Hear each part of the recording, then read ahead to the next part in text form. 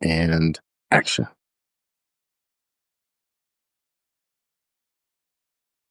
Here we go.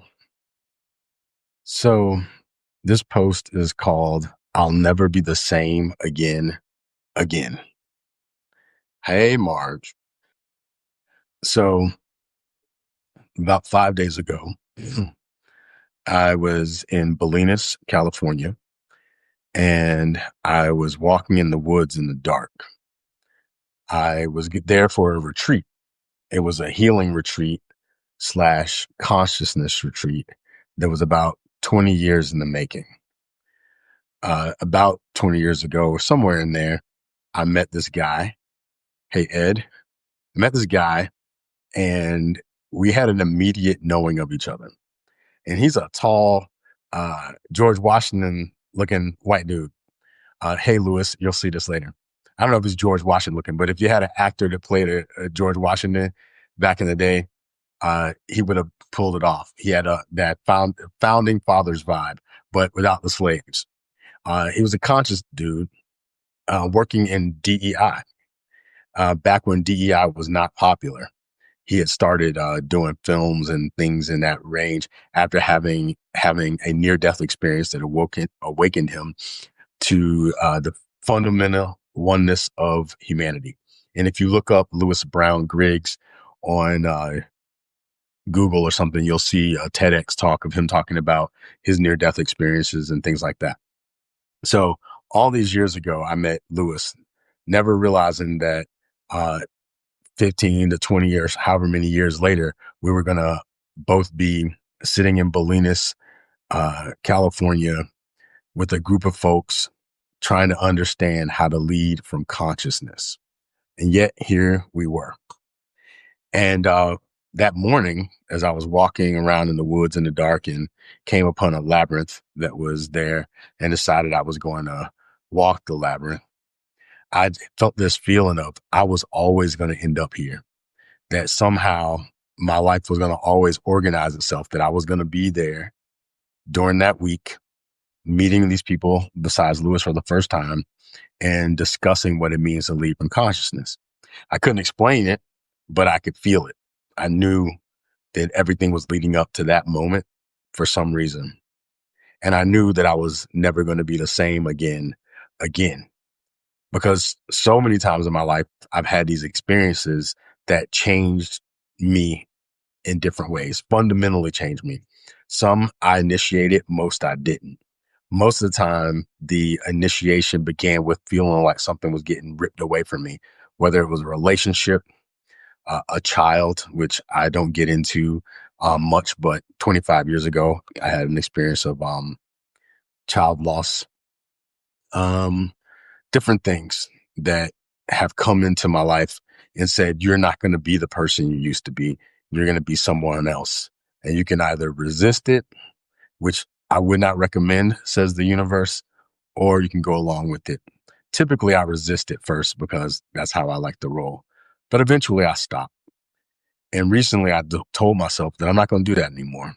That when an opportunity to shift shows up and I know what it is, I'm just going to walk through that door. And so last week I walked through that door and spent 5 days with some people who have lived their own journeys. And we all came to this moment where we were thinking about the world that is and started thinking about the world that can be. What does it mean to live consciously? What does it mean to lead consciously? What does it mean to love consciously? And after spending time with those folks, I know that I can't go back to whatever was before last week. Before last week, I was frustrated, largely with people who say one thing and do another thing without apology. I like to call them hypocrites. And I was letting them get to me because I wanted them to be better than it seemed that they were showing up. I was frustrated because I have heard people take teachings that are intended for love and use them for love's opposite, if there's such a thing. I've seen a lot of denial and a lot of our institutions being gross, which is the best word I could come up with. But after hanging out with folks who are committed to consciousness, I feel this sense of responsibility to continuously lead from that place. And I've always, you know, tried my best to, but I've also tried to avoid being a leader. I don't like the idea of being a leader, honestly. I like the idea of staying in my integrity. I like the idea of learning and growing, repenting in the positive sense of the word, which is to turn around and go in a different direction if I realize I'm going in the wrong direction. Those are all part and parcel of living a life that of paying attention. And so I paid a lot of attention, but I never really wanted to look at myself as a leader. And yet I would encourage other people who thought of themselves as leaders. So one of the things that I'm changing about myself or accepting the change is that I'm finally going to accept that for better or worse, I have some kind of leadership role. And I guess we all do in some way, but some kind of leadership role in my community. And so I'm going to try to be more intentional about that because for the most part, I do what I think is right, but I don't think about it in terms of whether it's leadership or not leadership. I just get terrible feelings when I don't do what I think is right. But now I'm going to try to be more intentional about that and see how that shifts me. I'm also going to withdraw my energy from people who have made a commitment to hypocrisy. I can't tell them what to do. They're free. They want to be hypocrites. That's up to them. But I don't have to give them my energy. So I'm going to withdraw my energy from some people who the only reason I push is because I wanted or hoped or thought that they could do different or be different or do better or be better. And maybe they can, but it's not my responsibility. My responsibility is first to my own consciousness and keeping myself clear as I can mentally. And then secondly, to living in a way that if other folks want to make that choice, then I can be some support.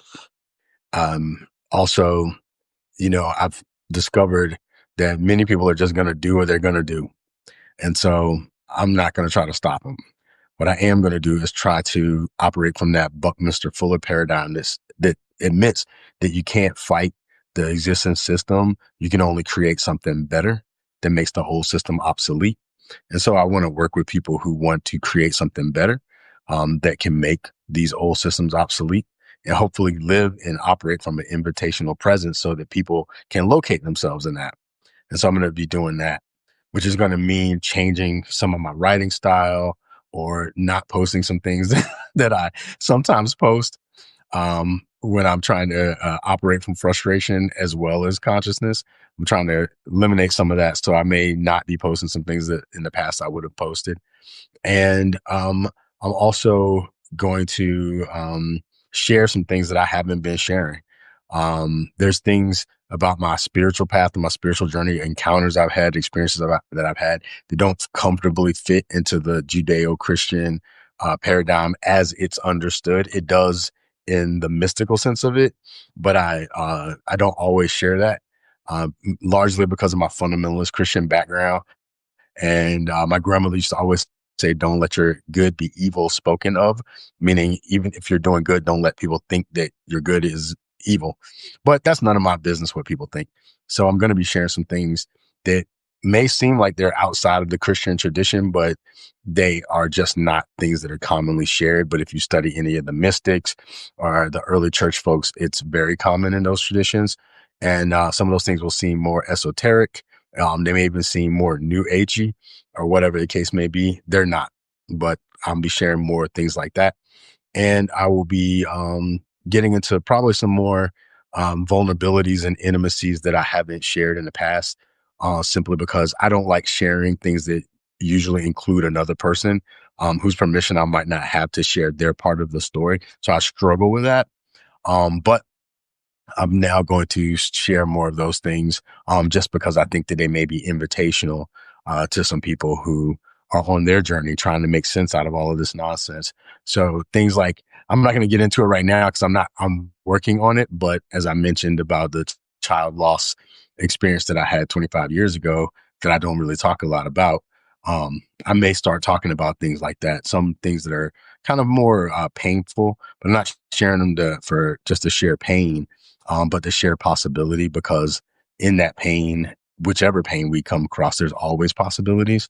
And so I want to be more transparent and vulnerable in those spaces, just because I think it might serve some folks. So stay tuned for that. And also, I wrote a book some years ago that I decided not to share. Then I decided to rewrite it recently, and then again hesitated to share for some different reasons. And it's called Words That Have Never Been Spoken. And for those of you who are paid subscribers, I'm going to start sharing that book as I continue to rewrite it. So I have about 2 or 3 chapters of the rewritten version that I already have written. I'm going to edit those and start posting them. And then I will ideally finish the book on Substack and I will appreciate some feedback from paid subscribers if they tend and if they watch it, or excuse me, read it. And so I'll be doing that. I'll be sharing some things in that direction. And we'll see what else comes out of it. But one of the things I do to activate, my commitments is I do publicly kind of put my commitments out there so that it forces me to live into those commitments. And after this experience over the past, week with these folks, who are intentionally being, conscious leaders, I want to fully live into that commitment. So that means I need to do things to activate it. And so activating it is this, posting this, some of the things that I'll be writing, and letting some people go. Definitely going to I've already been eliminating some people from my life, because I know that they make commitments um, to, to nothing probably. But I've been having to let some folks go, and I'm going to continue um to cut people out of my life, even if they're family. I'm just going to cut them out, because um even in the tradition that I practiced for a bunch of years, Jesus even said, cut those suckers off. That wasn't the way he wrote it, but sometimes you have to. I'm not saying everyone does, but for the person that I'm choosing to be, I will have to um cut off some people, eliminate some people from my life, because I know that if I have an entanglement with them, my relational commitment with them will keep me from my commitment to consciousness. And I choose consciousness over them, largely because if I choose consciousness, I can have a relationship with them on some other level that may create possibilities for both of us in the future. However, if I choose them, I can get mired in ignorance and intellectual laziness and spiritual laziness, and it doesn't do anything for me or them. Like Jesus said, don't cast your pearls before swine. People say wrestle with dogs, you get fleas. All those things that sound rude, but they're very true, and people said them for a reason. And so I will just be, deleting people. And it sounds kind of cold, probably, but I have to, for the person that I want to be. And I do suggest that other people cut people out of our lives, because sometimes people need relational consequences. Because if we enable them by continuing to engage them, then they will just stay in that junk. And maybe if you stay out of their life, they may go and be worse with someone else, but that's their choice.